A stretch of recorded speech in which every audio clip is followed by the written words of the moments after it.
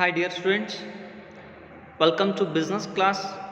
In previous video I explained about meaning and concept of statutory corporation.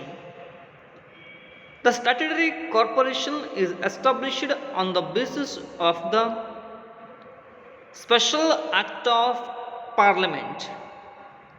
Yes, the special act shows or the special act defines the main objectives, powers and functions, rules and regulations of the organization as well as the relationship of employees.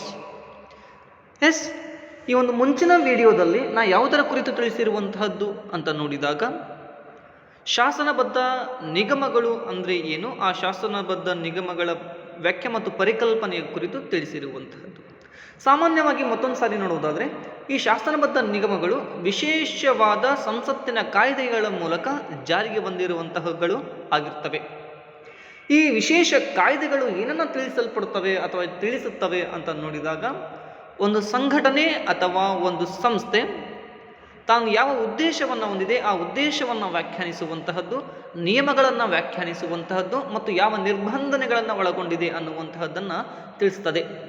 ಅದು ಈ ನಿರ್ಬಂಧನೆಗಳು, ನೀತಿಗಳು, ನಿಯಮಗಳು ಮತ್ತು ಉದ್ದೇಶಗಳು ಯಾರ ನಡುವೆ ಸಂಬಂಧವನ್ನು ಸೂಚಿಸುವಂತಹದ್ದು ಅಂತ ನೋಡಿದಾಗ ಸರ್ವೇ ಸಾಮಾನ್ಯವಾಗಿ ಅಲ್ಲಿರುವಂತಹ ಉದ್ಯೋಗಗಳು ಮತ್ತು ಸಂಸ್ಥೆಯ ಇತರೆ ಚಟುವಟಿಕೆಗಳಿಗೆ ಸಂಬಂಧಿಸಿದಂತೆ ಆಗಿರುತ್ತವೆ. Yes, let us see what are the features of statutory corporation as one by one. So ಶಾಸನಬದ್ಧ ನಿಗಮಗಳ ಒಂದು ಲಕ್ಷಣಗಳು ಯಾವ್ಯಾವಿದಾವೆ ಅನ್ನುವಂತಹದ್ದನ್ನು ನೋಡೋಣ. Yes, the first one is a formation, ಸ್ಥಾಪನೆ. Yes, already I said which point, the establishment of the statutory corporation. Simple, ಯಾವುದೇ ಒಂದು ಶಾಸನಬದ್ಧ ನಿಗಮಗಳು ಸ್ಥಾಪನೆ ಆಗಬೇಕಾಗಿತ್ತಂದರೆ ಸಂಸತ್ತಿನ ವಿಶೇಷವಾದಂತಹ ಕಾಯ್ದೆಯ ಮೂಲಕ ಅದು ಜಾರಿಗೆ ಆಗಬೇಕಾಗ್ತದೆ. Yes, every statutory corporation established are formation on the basis of or under the special act of the parliament. That special act lays down the objects, powers and functions of the corporation. ಪ್ರತಿಯೊಂದು ಒಂದು ಕಾಯ್ದೆ ಅನ್ನುವಂತಹದ್ದೇನಿದೆ, ಆ ಕಾಯ್ದೆ ತಮ್ಮ ಪ್ರಮುಖವಾದ ಉದ್ದೇಶಗಳನ್ನು ಮತ್ತು ಯಾವ ರೀತಿ ಕಾರ್ಯವನ್ನು ಮಾಡಬೇಕಾಗಿದೆ ಅನ್ನುವಂತಹದ್ದನ್ನು, ಕಾರ್ಯಗಳನ್ನು ತಿಳಿಸುವಂತಹ ಒಂದು ವ್ಯವಸ್ಥೆಯನ್ನು ಒಳಗೊಂಡಿರುತ್ತದೆ. ಮುಖ್ಯವಾಗಿ ಇದನ್ನು ನಾವು ತಿಳ್ಕೊಳ್ಬೇಕು. ಯಾವುದರಲ್ಲಿ ಸ್ಥಾಪನೆ ಇದೆ, it is the main important point where in the statutory corporation establishment and the functions of the what corporation. Like ಈ ಸ್ಪೆಷಲ್ ಆ್ಯಕ್ಟು ಅಂತ ಬಂದರೆ ಯಾವುದು, ಉದಾಹರಣೆ ಹೇಳಿದ್ದೀವಿ 1956. ಯಾವ ಆ್ಯಕ್ಟಲ್ಲಿ ಬರ್ತದೆ 1956 ಅಂದರೆ LIC, life insurance corporation. So next 1934. ಈ 1934 ಯಾವಕ್ಕೆ ಸಂಬಂಧಪಟ್ಟಂತೆ ಅಂದರೆ RBI. Yes, reserve bank of India. ಈ ರಿಸರ್ವ್ ಬ್ಯಾಂಕ್ ಆಫ್ ಇಂಡಿಯಾದ ಉದ್ದೇಶಗಳೇನು ಅಂತಂದರೆ, ಇದು bank of father of bank ಅಂತೇಳಿ ಕರಿತಾ ಇದ್ದೀವಿ. ಬ್ಯಾಂಕ್ಗಳ ತಂದೆ ಅಥವಾ ಬ್ಯಾಂಕ್ಗಳ ಬ್ಯಾಂಕು ಅಂತೇಳಿ ಕರೆಯುವಂತಹದ್ದು. ಅಂದರೆ ಪ್ರತಿಯೊಂದು ಬ್ಯಾಂಕ್ಗಳ ಚಟುವಟಿಕೆಗಳನ್ನು ನಿರ್ಣಯಿಸುವಂತಹದ್ದು, ನಿರ್ಧರಿಸುವಂತಹದ್ದು ಮತ್ತು ಅದಕ್ಕೆ ತನ್ನದೇ ಆದಂಥ ನಿಯಂತ್ರಣವನ್ನು ಒಳಪಟ್ಟುಕೊಳ್ತದೆ. ಯಾವುದು ಅಂತಂದರೆ RBI. Yes, every banks works under the RBI. RBI is the father of the all banks. Yes, ಹಾಗಾಗಿ ಇದು ಫಂಕ್ಷನ್ಸ್ ಏನು ಅನ್ನುವಂತಹದ್ದು ಯಾವ್ದು ತಿಳಿಸೋದೆ ಅಂತಂದರೆ that shows the 1934 act. So ಅದಕ್ಕಾಗಿ formation. Next one feature is ownership, ಮಾಲೀಕತ್ವ ಅಥವಾ ಒಡೆತನ ಅನ್ನುವಂತಹದ್ದು. Simple, it is only owned by the ಯಾರು ಅಂತ ಬಂದರೆ government. Who is own the management or control ಪ್ರತಿಯೊಂದು ಚಟುವಟಿಕೆಗಳನ್ನು ನಿಯಂತ್ರಿಸುವುದು ಮತ್ತು ನಿರ್ವಹಣೆಯನ್ನು ಮಾಡುವಂತಹದ್ದು ಮತ್ತು ಒಡೆತನಕ್ಕೆ ಸಂಬಂಧಪಟ್ಟಂತೆ ವಿಚಾರ ಬಂದಾಗ ಸರ್ಕಾರ ಯಾವುದಕ್ಕೆ ಒಳಪಡ್ತದೆ? ಇದು ಸರ್ಕಾರ. Yes, these type of the corporations under the government. So ಹಾಗಾಗಿ ಯಾವುದೇ ಪ್ರಾಫಿಟ್ಸ್ ಆದರೂ ಆಗಿರಬಹುದು, ಅಲ್ಲಿ ಲಾಸಸ್ ಆದರೂ ಆಗಿರಬಹುದು, ಯಾರ ಮೇಲೆ ಡಿಪೆಂಡ್ ಆಗಿರ್ತದೆ ಅಂತಂದರೆ ಅಲ್ಲಿರುವಂತಹ ಒಂದು ಗವರ್ನಮೆಂಟ್ ಅನ್ನುವಂತಹದ್ದು ಕಾಣಾಗ್ತದೆ. ಎಸ್, ಏನು ಕೊಟ್ಟಿದ್ದಾರೆ? Government as the power to appropriate its profits and also as to bear the losses if any. ಒಂದು ವೇಳೆ ಹಣಕಾಸಿನ ಅಂತಿಮ ಜವಾಬ್ದಾರಿ ಹೊಂದಿರ್ತದೆ ಯಾವುದು? ಸರ್ಕಾರವು ಹಣಕಾಸಿನ ಅಂತಿಮ ಜವಾಬ್ದಾರಿ, ಫೈನಲ್ ರೆಸ್ಪಾನ್ಸಿಬಿಲಿಟಿ ಅನ್ನುವಂತಹದ್ದು, ಆಬ್ಲಿಗೇಷನ್ ಅನ್ನುವಂತಹದ್ದು ನಾವು ಕಾಣ್ತಾ ಇದ್ದೀವಿ. ಅವುಗಳ ಲಾಭವನ್ನಾದರೂ ಹಂಚಿಕೆ ಮಾಡೋದಾದರೂ ಆಗಿರಬಹುದು, ಅಲ್ಲಿ ಯಾರು ಕಾರಣ ಆಗಿರ್ತಾರೆ? ಅಧಿಕಾರಿಗಳು ಹೊಂದಿರುವಂತಹದ್ದು. ಹಾಗೆಯೇ ನಷ್ಟಗಳೇನಾದರೂ ಇದ್ದಲ್ಲಿ ಸರ್ಕಾರವೇ ಏನು ಮಾಡ್ತದೆ? ಅದನ್ನು ಭರಿಸುವಂತಹದ್ದು ನಾವು ಕಾಣಬಹುದು. ಲಾಭ ಆಯ್ತಂದರೆ ಅಧಿಕಾರಿಗಳಿರ್ತಾರೆ, ನಷ್ಟ ಆಯ್ತಂದರೆ ಸರ್ಕಾರ ಭರಿಸ್ತದೆ ಅನ್ನುವಂತಹದ್ದು. It is the second point. The third one, corporate existence. Corporate existence ಪ್ರತ್ಯೇಕವಾದ ಕಾನೂನಿನ ಅಸ್ತಿತ್ವ ಅಂತ ಹೇಳಿ ಕರಿಬಹುದು. ಪ್ರತ್ಯೇಕವಾದ ಕಾನೂನಿನ ಅಸ್ತಿತ್ವ. ಎಸ್ ಸಿಂಪಲ್, ನಾವು ಕಂಪನಿಯನ್ನು ನೋಡ್ತಾ ಇದ್ವಿ. ಯಾವುದು? ಕಂಪನಿ ಅಂತ ಹೇಳಿ ಕರೀತಾ ಇದ್ದೀವಿ. ಈ ಕಂಪನಿ ಒಳಗಡೆ separate legal entity. Separate legal entity ಅಂತ ಬಂದಾಗ ಎರಡು ವಿಷಯಗಳನ್ನು ನಾವು ನೆನಪು ಮಾಡ್ಕೋಬೇಕು. Yes, business is separate and owners are separate. Business is separate and owners are separate. ಅಂದರೆ ಏನಾಯಿತು? ಪ್ರತಿಯೊಂದು ಕಾನೂನಿನ ಚಟುವಟಿಕೆಗಳು ಯಾರ ಹೆಸರಲ್ಲಿ ನಡೀತಾ ಇರ್ತವೆ ಅಂತಂದರೆ ಅಲ್ಲಿ ಒಂದು ಫರ್ಮ್ ಅನ್ನುವಂತಹದ್ದಿದೆ. ಫಾರ್ ಎಕ್ಸಾಂಪಲ್ ಕಂಪನಿ ಥ್ರೂ ಹೇಳ್ತಾ ಇರುವಂಥದ್ದು ಫರ್ಮ್ ಅನ್ನುವಂಥದ್ದಿದೆ. ಟಾಟಾ ಅನ್ನುವಂತಹದ್ದಾದರೂ ಆಗಿದ್ದು, ಬಿರ್ಲಾ ಆದರೂ ಆಗಿರುವಂತಹದ್ದಾದರೂ ಆಗಿರಬಹುದು, ಅಥವಾ ಸಂತೂರ್ ಅನ್ನುವಂತಹದ್ದಾದರೂ ಆಗಿರುವಂತಹದ್ದು, ಅಥವಾ ರೆನಾಲ್ಡ್ಸ್ ಅನ್ನುವಂತಹದ್ದಾದರೂ ಆಗಿರ್ಬೋದು. ಪ್ರತಿಯೊಂದು ಕಂಪನಿ ತಮ್ಮದೇ ಆದಂತಹ ಒಂದು ಹೆಸರಿನ ಮೂಲಕ ವ್ಯವಹಾರವನ್ನು ಮಾಡ್ತಾ ಇರ್ತವೆ. As a same in the statutory corporation, it has a separate body of a corporate and it has the separate legal existence and independent of the government. ಯಾರಿಂದ ಸ್ವತಂತ್ರತೆಯನ್ನು ಹೊಂದಿರುವಂತಹದ್ದು? ಗವರ್ನಮೆಂಟ್ ಆಗಿ ಸ್ವತಂತ್ರತೆಯನ್ನು ಹೊಂದಿದ್ದು ಕಾನೂನಾತ್ಮಕವನ್ನು ಅಸ್ತಿತ್ವವನ್ನು ಪಡ್ಕೊಳ್ತದೆ. ಆಲ್ರೆಡಿ ಹೇಳಿದೆ ಯಾವುದ್ರ ಪ್ರಕಾರ ಅಂತಂದರೆ RBI is 1934 special act through ಏನಾಗಿರುವಂತಹದ್ದು separate legal ಎಂಟಿಟಿಯಾಗಿ ಕಾಣ್ತದೆ. ಅದೇ ರೀತಿಯಾಗಿ ಏನು? It can sue and be sued. It can be sue and be sued. ಇದು ಬೇರೆಯವರ ಮೇಲೆ ದಾವೆಯನ್ನು ಹೂಡಬಹುದು, ಬೇರೆಯವರು ಇದರ ಮೇಲೆ ಏನು ಮಾಡ್ಬೋದು?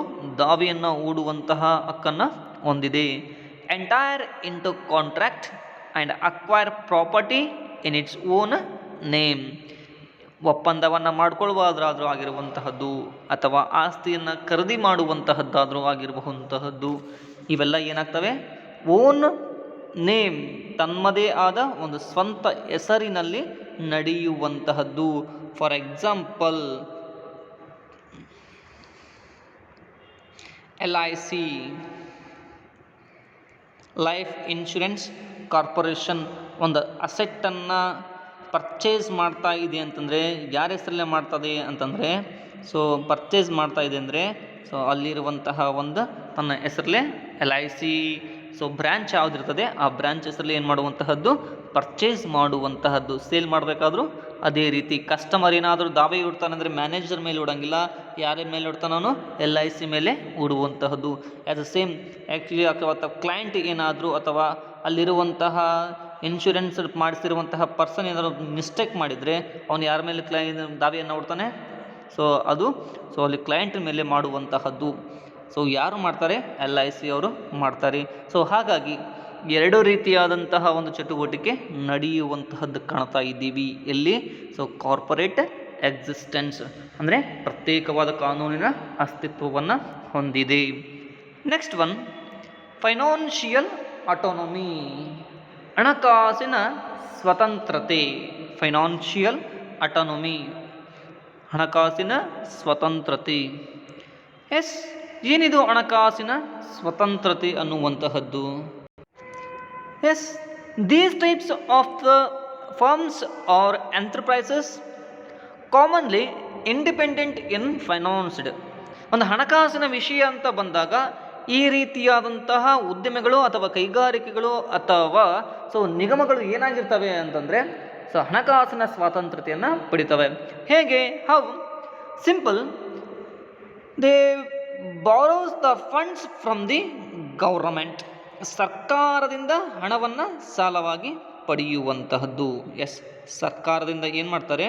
ಹಣವನ್ನು ಸಾಲವಾಗಿ ಪಡಿತಾರೆ. ನೆಕ್ಸ್ಟ್, ಅದು ಅಲ್ಲದೆ ಇನ್ನೊಂದು ರೀತಿಯಲ್ಲಿ ನೋಡೋದಾದರೆ they get the revenue through the sale of goods and services to the public. So ಹಣವನ್ನು, ಆದಾಯವನ್ನು ಗಳಿಸುವಂತಹದ್ದು ಹೇಗೆ ಆದಾಯವನ್ನು ಗಳಿಸ್ತಾರೆ ಅಂತಂದರೆ ತಮ್ಮಲ್ಲಿರುವ ಸರಕು ಮತ್ತು ಸೇವೆಗಳನ್ನು ಮಾರಾಟ ಮಾಡ್ತಾರೆ. ಯಾರಿಗೆ ಮಾರಾಟ ಮಾಡ್ತಾರೆ ಅಂತಂದರೆ ಟು ದ ಪಬ್ಲಿಕ್, ಸಾರ್ವಜನಿಕರಿಗೆ ಮಾರಾಟ ಮಾಡೋದ್ರಿಂದ ಹಣವನ್ನು ಗಳಿಸ್ತಾರೆ. ಗಳಿಸಿದಂತಹ ಹಣವನ್ನು ಏನು ರೆವೆನ್ಯೂವನ್ನು ಏನು ಬಂದಿದೆ, those revenue can be retain its earnings. ಅದೇನಾಗಿರುವಂತಹದ್ದು, ಗಳಿಸಿದಂಥ ಹಣವನ್ನು ರಿಟೈನ್ ಮಾಡುವಂತಹದ್ದು, ಉಳಿಸಿಕೊಳ್ಳುವಂತಹದ್ದು, ಆಮೇಲೆ ಯುಟಿಲೈಸ್ ಮಾಡುವಂತಹದ್ದು ಎಲ್ಲಿ? Business purpose, business activity purpose, ವ್ಯವಹಾರದ ಉದ್ದೇಶಕ್ಕಾಗಿ ಏನು ಮಾಡ್ತಾರೆ? ಹಣವನ್ನು ಬಳಸಿಕೊಳ್ಳುವಂತಹದ್ದು ನಾವಿಲ್ಲಿ ಕಾಣ್ತಾ ಇದ್ದೀವಿ. ಅದಕ್ಕಾಗಿ ನಾವು ಏನು ಬಹುದು, ಇದನ್ನು ಫೈನಾನ್ಷಿಯಲ್ ಅಟಾನಮಿ ಅಂತ ಹೇಳಿ ಕರೀಬಹುದು. Next one is accounting and audit procedures. Accounting and audit procedures, ಲೆಕ್ಕಪತ್ರ ನಿರ್ವಹಣೆ ಮತ್ತು ಲೆಕ್ಕ ಪರಿಶೋಧನಾ ಕಾರ್ಯವಿಧಾನ. ಲೆಕ್ಕಪತ್ರ ನಿರ್ವಹಣೆ ಮತ್ತು ಲೆಕ್ಕ ಪರಿಶೋಧನಾ ಕಾರ್ಯವಿಧಾನ. ಎಸ್, ಏನಿದು? ಸಿಂಪಲ್ ಆಗಿ, it is not subject to the government rules and regulations in the matter of accounting, budgeting and audit as applicable to departmental undertakings. As it is the most important content. So as applicable to departmental undertakings. ಏನು ಇಲಾಖಾ ಉದ್ಯಮಿಗಳು ಏನಿತ್ತು, ಆ ಇಲಾಖಾ ಉದ್ಯಮಿಗಳಲ್ಲಿ ನಾವೇನು ಮಾಡ್ತಾಯಿದ್ವಿ? ಅಡಿಟನ್ನು ಮಾಡಿಸ್ಬೇಕಾಗಿತ್ತು. ಅಲ್ಲಿ ಯಾವುದು ಅಡಿಟಿನ ಮೀನಿಂಗ್ ಆಫ್ ಲೆಕ್ಕ ಪರಿಶೋಧನೆಯನ್ನು ಮಾಡಿಸ್ಬೇಕಾದ್ರೂ ಅಂತಿರ್ಬೋದು, ಅಥವಾ ಲೆಕ್ಕಪತ್ರಗಳ ನಿರ್ವಹಣೆ ಮಾಡುವಂತಹದ್ದು ಎಲ್ಲವೂ ಸಹಿತವಾಗಿ ಒಳಗೊಂಡಿದ್ದು ಯಾವುದಕ್ಕೆ? ಸರ್ಕಾರಕ್ಕೆ. ಆದರೆ ಈ ಒಂದು ನಿಯಮದಲ್ಲಿ ಏನು ಮಾಡುವಂತಿಲ್ಲ, ಅದರ ಅವಶ್ಯಕತೆ ಇರುವುದಿಲ್ಲ. It is not subject to the government rules and regulations in the matter of accounting, budgeting and audits. ಒಂದು ಲೆಕ್ಕ ಪರಿಶೋಧನೆ ಆದರೂ ಆಗಿರಬಹುದು, ಬಜೆಟ್ ಮುಂಗಡ ಪತ್ರಕ್ಕೆ ಸಂಬಂಧಿಸಿದಂತೆ ಆದರೂ ಆಗಿರಬಹುದು, ಅಥವಾ ಅಲ್ಲಿ ಇರುವಂತಹ ಲೆಕ್ಕ ಪರಿಶೋಧನೆ ಮತ್ತು ಲೆಕ್ಕಪತ್ರಗಳ ನಿರ್ವಹಣೆಗೆ ಸಂಬಂಧಿಸಿದಂತೆ ಸರ್ಕಾರದ ಮುಂಗಡ ಪತ್ರಕ್ಕೆ ಏನು ಮಾಡಂಗಿಲ್ಲ, ಇವು ಒಳಪಡುವುದಿಲ್ಲ. Yes, next point, staffing and terms of service. Staffing and terms of service. ಅಲ್ಲಿ ಸಿಬ್ಬಂದಿ, ನಾಗರಿಕ ಸೇವೆಗಳ ಸಿಬ್ಬಂದಿ ಆದರೂ ಆಗಿರಬಹುದು, ಮತ್ತು ಅಲ್ಲಿರುವಂತಹ ಷರತ್ತುಗಳು ಯಾವ್ಯಾವಿದ್ದಾವೆ ಅನ್ನುವಂತಹದ್ದನ್ನು ನೋಡೋದು. The employees of these enterprises are not government or civil servants. Government or civil servants, it should be noted please. These enterprises employees are not government or civil servants. ಇಲ್ಲಿ ಇರುವಂತಹ ಕೆಲಸ ಮಾಡುವಂತಹ ನೌಕರರು ಏನಾಗಿರುವುದಿಲ್ಲ ಅಂದರೆ ಸಾರ್ವಜನಿಕ ಅಥವಾ ನಾಗರಿಕ ಸೇವೆಗಳ ನೌಕರರಲ್ಲ, ಅಥವಾ ಸರ್ಕಾರಿ ನೌಕರರು ಅಲ್ಲ ಅಂತ ಅನ್ಸ್ಕೊಳ್ತಾರೆ. ಕಾರಣ ಏನು ಅಂದರೆ ಅಲ್ಲಿ ಡಿಪಾರ್ಟ್ಮೆಂಟಲ್ ಅಂಡರ್ಟೇಕಿಂಗ್ಸ್ ಒಳಗೆ IAS, ಯಾರು? IAS, Indian administrative services. ಭಾರತೀಯ ನಾಗರಿಕ ಸೇವೆಗಳಿಗೆ ಆಯ್ಕೆಯಾದಂತಹ ಅಧಿಕಾರಿಗಳು ಕೆಲವೊಂದು ಡಿಪಾರ್ಟ್ಮೆಂಟ್ಗಳನ್ನು ವಿಭಾಗಗಳನ್ನು ಏನು ಮಾಡ್ತಾಯಿದ್ರು, ಕಾರ್ಯವನ್ನು ನಿರ್ವಹಿಸ್ತಿದ್ರು. ಆದರೆ ಇಲ್ಲಿ ಆ್ಯಸ್ ಪರ್ ದ ರೂಲ್ಸ್ ಏನಿದೆ, ಆ್ಯಸ್ ಪರ್ ದ ರೂಲ್ಸ್, ಯಾವ ರೂಲ್ಸು ಅಂತಂದರೆ ಸೊ LIC ರೂಲ್ಸ್ ಏನಿದೆ 1956 ಈ ಒಂದು ಆ್ಯಕ್ಟ್ ಪ್ರಕಾರ, ಒಂದು ಪ್ರೊಸೀಜರ್ ಪ್ರಕಾರ ಏನಾಗ್ತಿರುವಂತಹದ್ದು ಎಂಪ್ಲಾಯ್ಮೆಂಟ್ ರಿಕ್ರೂಟ್ಮೆಂಟ್ ಆಗ್ತದೆ. RBI ಆ್ಯಕ್ಟ್ ಏನಿದೆ ಆ RBI ಆ್ಯಕ್ಟ್ 1934 ಅದರ ಪ್ರಕಾರ ಏನಾಗ್ತದೆ, ಸೊ ರಿಕ್ರೂಟ್ಮೆಂಟ್ ಆಗುವಂತಹದ್ದು. ಫುಡ್ ಕಾರ್ಪೊರೇಷನ್ ಆಫ್ ಇಂಡಿಯಾ 1964 ಈ ಒಂದು ಆ್ಯಕ್ಟ್ ಪ್ರಕಾರ ಏನಾಗಿರುವಂತಹದ್ದು ರಿಕ್ರೂಟ್ಮೆಂಟ್ ಆಗ್ತದೆ. ಅಂದರೆ ಏನು, ಸಿಂಪಲ್ ಆಗಿ ಹೇಳೋದಾದರೆ so they are not the government or civil, what civil servants ಅಂತೇಳಿ ಕರಿಬಹುದು. By government rules and regulations ಅದರ ಪ್ರಕಾರ ಇರೋದಿಲ್ಲ. However at times some officers are taken from government departments on deputation. ಕೆಲವೊಂದು ಸಾರಿ ಸರ್ಕಾರದ ಅಧಿಕಾರಿಗಳನ್ನು ಅಥವಾ ಸರ್ಕಾರದ ಅಲ್ಲಿ ಇರುವಂತಹ ವಿಭಾಗಗಳ ನೌಕರರನ್ನು ಆಫೀಸರ್ಸನ್ನು ಅಧಿಕಾರಿಗಳನ್ನು ಏನು ಮಾಡ್ತಾರೆ ಅಂತಂದರೆ ಡೆಪ್ಯುಟೇಷನ್ ಅಂತ ಹೇಳಿ ಕರಿತಾ ಇದ್ದೀವಿ. ಆ ಡೆಪ್ಯುಟೇಷನ್ ಅಂತಂದರೆ ನಿಯೋಜನೆಯ ಆಧಾರದ ಮೇಲೆಗೆ ಕರೆತರಲಾಗ್ತದೆ. ನಿಯೋಜನೆಯ ಆಧಾರದ ಮೇಲೆ ಏನು ಮಾಡುವಂತಹದ್ದು ಕರೆತಂದು ಅವರ ಮೂಲಕ ಕೆಲಸಗಳನ್ನು ಮಾಡ್ಬೋದು. ಸಮ್ ಟೈಮ್ಸ್ ಕೆಲವೊಂದು ಸಾರಿ. ಸೊ ಹಾಗಾಗಿ ಈ ಒಂದು ಕೆಲಸವನ್ನು ನಿರ್ವಹಿಸುವಂಥವ್ರು ಯಾರು, ಸೊ ನಿಗಮಗಳ ಉದ್ಯೋಗಿಗಳೇ ಹೊರತು ಸರ್ಕಾರಿ ಉದ್ಯೋಗಿಗಳ ಅಲ್ಲ. ಕೆಲವೊಂದು ಸಾರಿ ಏನಾಗ್ತದೆ ಅಂತಂದರೆ ಅಧಿಕಾರಿಗಳನ್ನು ನಿಯೋಜನೆ ಮಾಡಲಾಗ್ತದೆ. Yes, these are the what's the features of statutory corporation. The next content, merits of statutory corporation. Merits of statutory corporation. So ಶಾಸನಬದ್ಧ ನಿಗಮಗಳ ಅನುಕೂಲತೆಗಳು ಯಾವ್ಯಾವಿದ್ದಾವೆ ಅನ್ನುವಂತಹದ್ದನ್ನು ನೋಡೋಣ. Let us see one by one the merits of statutory corporation. The first one is operational flexibility. Yes, ಏನಂತ ಹೇಳ್ಬೋದು ಕನ್ನಡದಲ್ಲಿ ಅಂದರೆ ಕಾರ್ಯಚಟುವಟಿಕೆಗಳಲ್ಲಿ ಹೆಚ್ಚಿನ ನಮನೀಯತೆ. ಕಾರ್ಯಚಟುವಟಿಕೆಗಳಲ್ಲಿ ಹೆಚ್ಚಿನ ನಮನೀಯತೆ. Yes, operational flexibility.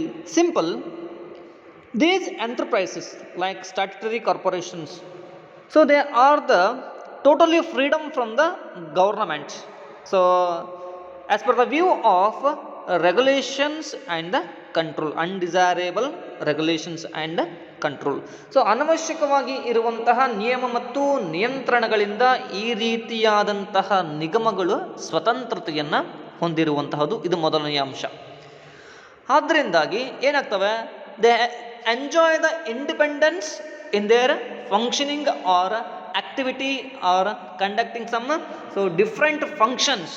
ಯಾವುದೇ ರೀತಿಯಾದಂತಹ ವಿವಿಧ ಕಾರ್ಯಚಟುವಟಿಕೆಗಳನ್ನು ಕೈಗೊಳ್ಳಿಕ್ಕಾದರೂ ಆಗಿರಬಹುದು, ವಿವಿಧ ರೀತಿಯ ಕಾರ್ಯಗಳನ್ನು ಹಮ್ಮಿಕೊಳ್ಳಿಕ್ಕಾದರೂ ಆಗಿರಬಹುದು. ಏನು ಮಾಡ್ತಾ ಇದ್ದಾರೆ, ಸ್ವತಂತ್ರತೆಯನ್ನು ಹೊಂದಿದ್ದಾರೆ. And they have the scope for the flexibility and initiative. ಅತ್ಯಂತ ಮುಂದಾಳಿಕೆ ಅಂತೇಳಿ ಕರಿತಾ ಇದ್ದೀವಿ, ಅಥವಾ ಸೊ ನಾಯಕತ್ವವನ್ನು ವಹಿಸುವಂತಹದ್ದಾದರೂ ಆಗಿರುವಂತಹದ್ದು, ಅಥವಾ ಸೊ ಹೆಚ್ಚಿನ ನಮನೀಯತೆಯನ್ನು, ಬದಲಾವಣೆಗಳಿಗೆ ಹೊಂದಿಕೊಳ್ಳುವಂತಹ ನಮನೀಯತೆಯನ್ನು, ಫ್ಲೆಕ್ಸಿಬಿಲಿಟಿ ಆ್ಯಂಡ್ ಇನಿಷಿಯೇಟಿವ್ ಅದನ್ನು ಹೊಂದಿರುವಂತಹದ್ದು ಯಾರು ಅಂತಂದರೆ ಸೊ ಸ್ಟ್ಯಾಟ್ಯುಟರಿ ಕಾರ್ಪೊರೇಷನ್. ಸಿಂಪಲ್, ಇದರಿಂದ ಏನಾಗ್ತದೆ ಅಂತಂದರೆ ಹೆಚ್ಚಿನ ಫ್ರೀಡಮ್ ಇದೆ, ಫ್ಲೆಕ್ಸಿಬಿಲಿಟಿ ಇದೆ. ಸೊ ಹಾಗಾಗಿ ಕಾರ್ಯಚಟುವಟಿಕೆಗಳು ಏನಾಗ್ತಾ ಇರ್ತವೆ ಅಂದರೆ ಸೂಕ್ತವಾಗಿ ಸಾಗ್ತಾ ಇರ್ತವೆ. So these enterprises have the high flexibility and so initiatively conduct the activity. It is the most important content were in the merits of the statutory corporation. The next one is freedom from interference. So ಯಾವುದರಿಂದ ಅಂತ ನೋಡಿದಾಗ ಸರ್ಕಾರದಿಂದ ಅನಪೇಕ್ಷಿತವಾದಂಥ ಹಸ್ತಕ್ಷೇಪಗಳು ಇರದೇ ಇರುವಂತಹದ್ದು. ಅಂದರೆ ಸರ್ಕಾರದ ಹಸ್ತಕ್ಷೇಪದಿಂದ ಮುಕ್ತ. ಯಾವುದನ್ನು ಬರ್ಕೋಬೋದು ನಾವು? ಸರ್ಕಾರದ ಹಸ್ತಕ್ಷೇಪದಿಂದ ಮುಕ್ತ. ಇಲ್ಲಿ ಕೆಲವೊಂದು ವಿಷಯಗಳನ್ನು ನೋಡಬೇಕಾಗ್ತದೆ. ಯಾವುದರ ಮೂಲಕ ಅಂತ ಬಂದರೆ, ಸಂಸತ್ತಿನ ಅಂಗೀಕರಣ ಆಗಿ ಬಂತಂದರೆ ಇಲ್ಲಿ ಯಾವುದೇ ತೊಂದರೆ ಇರದೇ ಇರುವಂತಹದ್ದು ನಾವು ಕಾಣ್ತಾ ಇದ್ದೀವಿ. There is no obligations for the statutory corporation regarding to the budget. Regarding to the budget ಯಾವುದಕ್ಕೆ ಸಂಬಂಧಿಸಿದಂತೆ ಅಂತಂದರೆ, ಅಲ್ಲಿ ಮುಂಗಡ ಪತ್ರಕ್ಕೆ ಸಂಬಂಧಿಸಿದಂತೆ ಯಾವುದೇ ರೀತಿಯಾದಂತಹ ತೊಂದರೆ ಇರದೇ ಇರುವಂತಹದ್ದು. Yes, they are the free from the interference of the government in day to day activity or working. ಯಾವುದಕ್ಕೆ ಸಂಬಂಧಿಸಿದಂತೆ ಅಂತ ಇನ್ನೊಂದು ವಿಚಾರದಲ್ಲಿ ನೋಡಿದಾಗ, ಅವರ ಕಾರ್ಯಚಟುವಟಿಕೆಗಳೇನಿದ್ದಾವೆ, ಯಾವ ಶಾಸನಬದ್ಧ ನಿಗಮಗಳ ಕಾರ್ಯಚಟುವಟಿಕೆಗಳು ಸ್ವತಂತ್ರತೆಯನ್ನು ಹೊಂದಿ ದಿನನಿತ್ಯವಾಗಿ ತಮ್ಮ ಕೆಲಸವನ್ನು ಮಾಡಬಹುದು, ಯಾರ ಹಸ್ತಕ್ಷೇಪವಿಲ್ಲದೆ ಅಂತ ಒಂದು ಅಂಶ ನೋಡಿದಾಗ ಸರ್ಕಾರದ ಹಸ್ತಕ್ಷೇಪ ಇಲ್ಲದೆ. ಎಸ್, ಯಾವುದೇ ಹಸ್ತಕ್ಷೇಪ ಇಲ್ಲದೆ, ಸರ್ಕಾರದ ಹಸ್ತಕ್ಷೇಪ ಇಲ್ಲದೆ, which ensures better and efficient working. ಆದ್ದರಿಂದ ಏನಾಗ್ತದೆ, ದಕ್ಷತೆಯಿಂದ ಕೆಲಸವನ್ನು ಮಾಡಲಿಕ್ಕೆ ಸಾಧ್ಯ ಆಗಿರುವಂತಹದ್ದು ನಾವು ಕಾಣ್ತಾ ಇದ್ದೀವಿ. ಯಾವುದಕ್ಕೆ ಹೋಲಿಕೆ ಮಾಡಬೇಕು? When we compare to departmental undertakings, ಯಾವುದಕ್ಕೆ ನಾವು ಕಂಪೇರ್ ಮಾಡಿದಾಗ ಅಂತಂದರೆ, ಯಾವುದಕ್ಕೆ ಹೋಲಿಕೆ ಮಾಡಿದಾಗ ಅಂತ ನೋಡಿದಾಗ, ಇಲಾಖಾ ಉದ್ಯಮಿಗಳಿಗೆ ಹೋಲಿಕೆ ಮಾಡಿದಾಗ ಇದು ಉತ್ತಮವಾಗಿ ಕಾಣುವಂತಹದ್ದು. Yes, next one, autonomous setup. Autonomous setup ಸ್ವಾಯತ್ತ ಸಂಸ್ಥೆಗಳು. ಸ್ವಾಯತ್ತ ಸಂಸ್ಥೆಗಳು, ಆಟೋನಮಸ್ ಸೆಟಪ್, ಸ್ವಾಯತ್ತ ಸಂಸ್ಥೆಗಳು ಅಂತೇಳಿ ಕರಿತೀವಿ. Every enterprises have their own rules and the policies under the special act. Under the special act. Yes, ಪ್ರತಿಯೊಂದು ನಿಗಮಗಳು ತಮ್ಮದೇ ಆದಂತಹ ಒಂದು ಹೊಸ ಕಾನೂನಿನಿಂದ ಏನಾಗಿರ್ತವೆ ಅಂತಂದರೆ, ಕಾಯ್ದೆಯ ಮೂಲಕ ಹೊಸದಾದ ನಿಯಮಗಳನ್ನು, ಕಾರ್ಯವಿಧಾನಗಳನ್ನು ಮತ್ತು ಅಲ್ಲಿ ಇರಬೇಕಾದಂತಹ ನೀತಿಗಳನ್ನು ಒಳಗೊಳ್ಳುವುದರ ಮೂಲಕ ಕೆಲಸವನ್ನು ನಿರ್ವಹಿಸ್ತವೆ. ಎಸ್, ಏನು ಕೊಟ್ಟಿದ್ದಾರೆ? As these enterprises are autonomous organisation, ಇವು ಸ್ವತಂತ್ರ ಸ್ವಾಯತ್ತ ಸಂಸ್ಥೆಗಳಂತೇಳಿ ಕರೆಸ್ಕೊಳ್ತವೆ. They frame their own policies and procedures within the powers assigned to them by the act.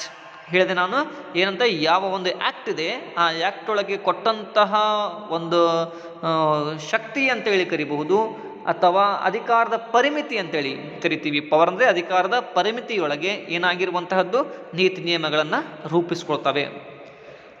The act may require prior approval of the particular ministry on certain issues.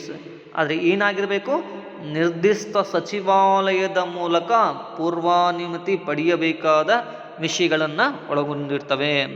ಪೂರ್ವಾನುಮತಿ ಪಡೆದೇ ಇವರು ಏನು ಮಾಡಬೇಕಾಗ್ತದೆ, ಕೆಲವೊಂದು ನಿಯಮಗಳನ್ನು ಸೂಚಿಸಬೇಕಾಗ್ತದೆ ಅಥವಾ ನಿರ್ಧರಿಸ್ಕೊಳ್ಬೇಕಾಗ್ತದೆ. ಅದಕ್ಕಾಗಿ ಇದು ಸ್ವಾಯತ್ತ ಸಂಸ್ಥೆಗಳು ಅಂತೇಳಿ ಅನ್ಸ್ಕೊಳ್ತವೆ. Next one is facilitates economic growth. Facilitates economic growth. ದೇಶದ ಆರ್ಥಿಕ ಅಭಿವೃದ್ಧಿಗೆ ಸಹಾಯಕ. ದೇಶದ ಆರ್ಥಿಕ ಅಭಿವೃದ್ಧಿಗೆ ಸಹಾಯಕ. Yes, simple. These types of the enterprises like statutory corporations, they contribute to the economic development. ಅತ್ಯಂತ ಉತ್ತಮವಾದ ಕೊಡುಗೆಗಳನ್ನು ನೀಡ್ತವೆ. ಯಾವುದು ಅಂತ ಬಂದಾಗ ಈ ರೀತಿಯಾದಂತಹ ಸಂಸ್ಥೆಗಳು. ಖಾಸಗಿ ಸಂಸ್ಥೆಯೊಂದಿಗೆ ಏನು ಮಾಡ್ತವೆ ಅಂತಂದರೆ ಪೈಪೋಟಿಯನ್ನು ಕೊಡ್ತವೆ. Yes, they compete with the private enterprises. ಅದು ಅಲ್ಲದೆ ಕಾಂಪೀಟ್ ಮಾಡೋದ್ರ ಜೊತೆಗೆ ಇನ್ವೈಟ್ ಮಾಡ್ತವೆ. ಯಾವುದನ್ನು ಇನ್ವೈಟ್ ಮಾಡ್ತವೆ? ಪ್ರೈವೇಟ್ ಎಂಟರ್ಪ್ರೈಸಸನ್ನು ಇನ್ವೈಟ್ ಮಾಡಿ ಎಕನಾಮಿಕ್ ಗ್ರೋತಿಗೆ ಕಾರಣ ಆಗುವಂತಹದ್ದು ನಾವೇನು ಮಾಡಬಹುದು, ಕಾಣ್ತಾ ಇದ್ದೀವಿ. ಯಾವುದ್ರ ಮೂಲಕ ಕಾಣ್ತಾ ಇದ್ದೀವಿ ಅಂತಂದರೆ ಸ್ಟ್ಯಾಟ್ಯುಟರಿ ಕಾರ್ಪೊರೇಷನ್ಸ್ ಥ್ರೂ ಏನು ಕೊಟ್ಟಿದ್ದಾರೆ, such enterprises contribute to the economic development as they have the power of the government along with the initiative of private enterprises. ಶಾಸನಬದ್ಧ ನಿಗಮವು ದೇಶದ ಆರ್ಥಿಕ ಅಭಿವೃದ್ಧಿಯ ಅತ್ಯಮೂಲ್ಯ ಸಾಧನವಾಗಿದೆ. ಅದು ಅಲ್ಲದೆ ಖಾಸಗಿ ಸಂಸ್ಥೆಗಳ ಕಾರ್ಯದ ಆಸಕ್ತಿಯೊಂದಿಗೆ ಸಂಯೋಜಿಸಲ್ಪಟ್ಟ ಸರ್ಕಾರದ ಅಧಿಕಾರವನ್ನು ಹೊಂದಿರುವಂತಹದ್ದು ನಾವು ಕಾಣ್ತಾ ಇದ್ದೀವಿ. S dear students, these are the importance or the merits of the statutory corporation. So the next class or the next video I will explain the limitations of statutory corporations. Thank you. These points are most important. So the features, it may asked for the 4 marks. It may ask for the 4 marks or 2 marks in annual examination. It is also called for the, so it is can also ask for the 2 marks or 4 marks. Yes, thank you.